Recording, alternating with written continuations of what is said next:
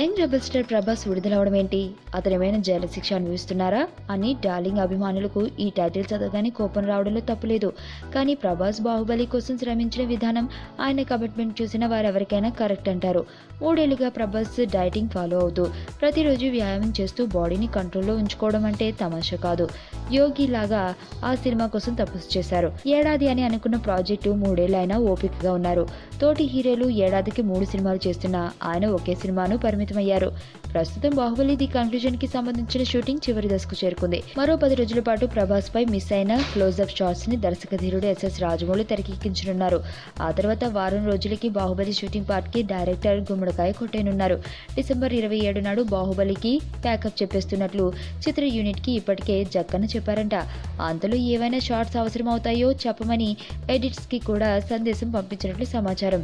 ప్రభాస్ తో పాటు చిత్రీకరణ బృందానికి డిసెంబర్ 31న పార్టీ ఇచ్చి రాజమౌళి అందరినీ రిలీజ్ చేయనున్నట్లు తెలిసింది. ఇక కొత్త ఏడాది నుంచి ప్రభాస్ పూర్తి స్వేచ్ఛాజీవి కానున్నారన్నమాట.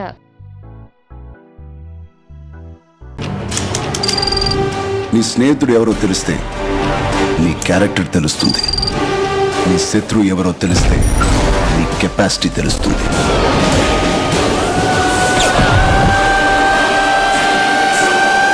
నా శత్రుని సెలెక్ట్ చేసుకున్నాను.